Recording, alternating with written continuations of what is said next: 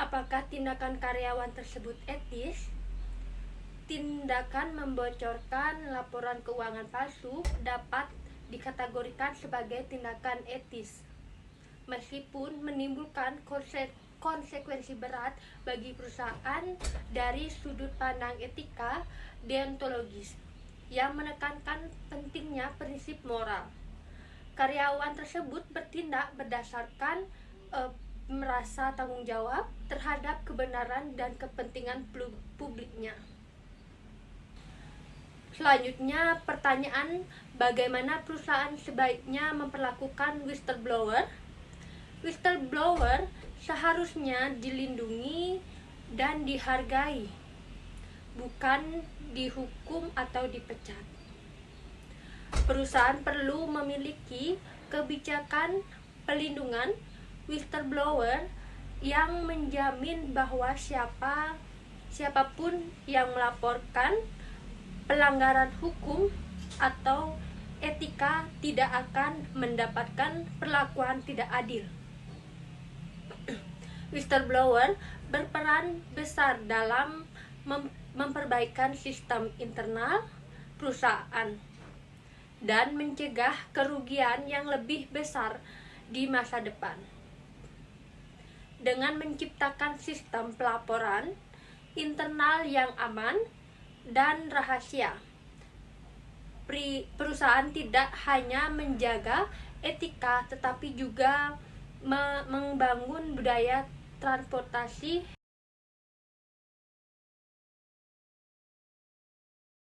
Analisis pelanggaran etika yang terjadi dalam kasus ini.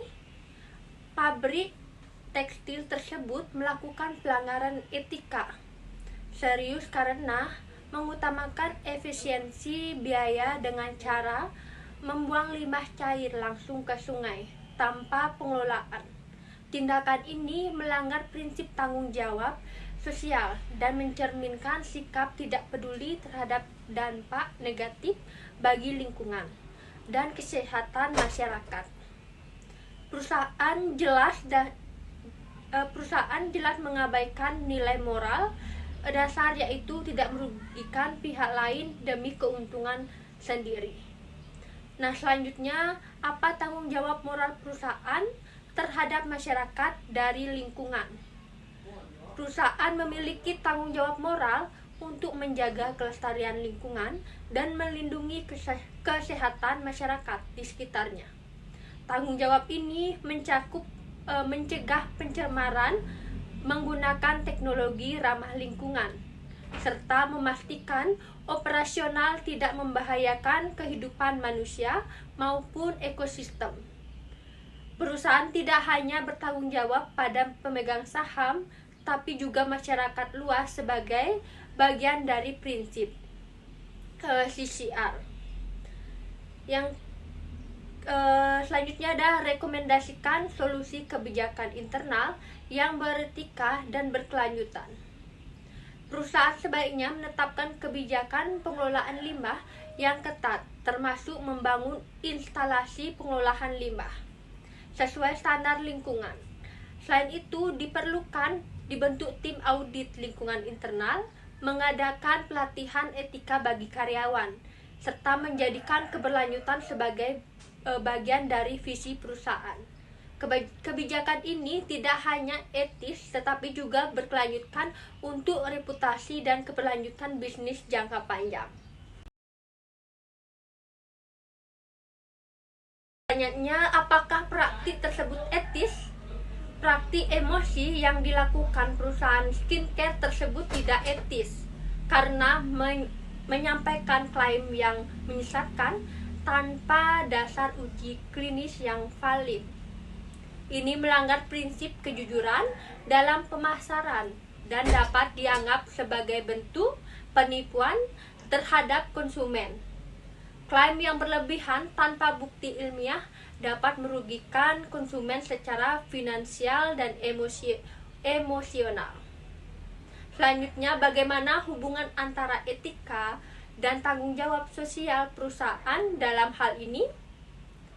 Etika dan tanggung jawab sosial perusahaan saling berkaitan erat, terutama dalam menyampaikan informasi kepada publik.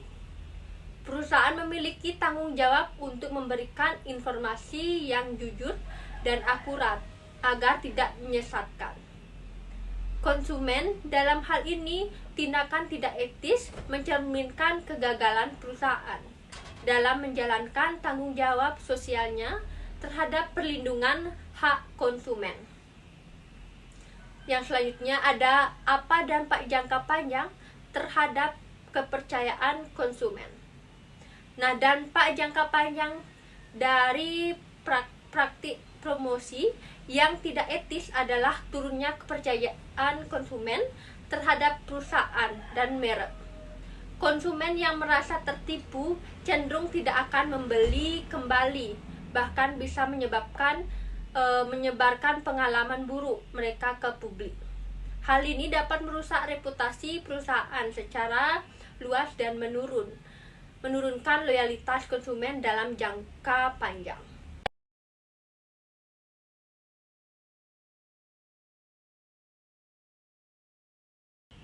Apakah tindakan tersebut etis?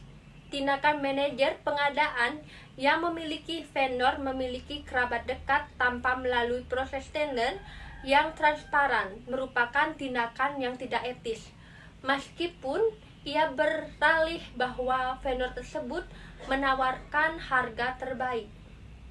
Keputusan tersebut mengandung konflik kepentingan yang jelas. Dalam dunia kerja profesional, etika menuntut adanya transparansi, objektivitas, dan perlakuan yang adil terhadap semua pihak. Mengutamakan vendor yang memiliki hubungan pribadi tanpa proses seleksi yang terbuka melanggar prinsip integritas dan dapat menciptakan persepsi nepotisme dalam lingkungan kerja. Selanjutnya ada risiko etis dan hukum yang mungkin terjadi. Tindakan ini membawa risiko etis berupa turunnya kepercayaan karyawan lain terhadap sistem pengadaan, sistem munculnya budaya organisasi yang pesimis terhadap penyalahgunaan wewenang. Selain ini, dari segi hukum, tindakan ini dapat berujung pada tuduhan kolusi atau korupsi, terutama jika terbukti merugikan perusahaan atau bertentangan dengan peraturan pengadaan barang dan jasa. Perusahaan juga bisa dikenai sanksi dari pihak regulator atau lembaga pengawasan jika terjadinya pelanggaran hukum. Selanjutnya ada kebijakan perusahaan untuk mencegah konflik kepentingan. Perusahaan seharusnya menyusun dan menerapkan kebijakan yang ketat terkait pengadaan dan konflik kepentingan. Kebijakan tersebut harus mencakup kewajiban untuk mengungkapkan hubungan pribadi dengan calon vendor serta kewajiban mengikuti proses tender yang terbuka dan adil. Selain itu, perusahaan perlu menetapkan kode etik dan pedoman perilaku yang jelas, melakukan pelatihan etika secara berkala, serta memperkuatkan sistem audit dan pengawasan internal untuk mendeteksi dan mencegah penyimpangan sejak dini. Dengan kebijakan yang tepat, perusahaan dapat menjaga integritas dan profesionalisme dalam proses pengambilan keputusan.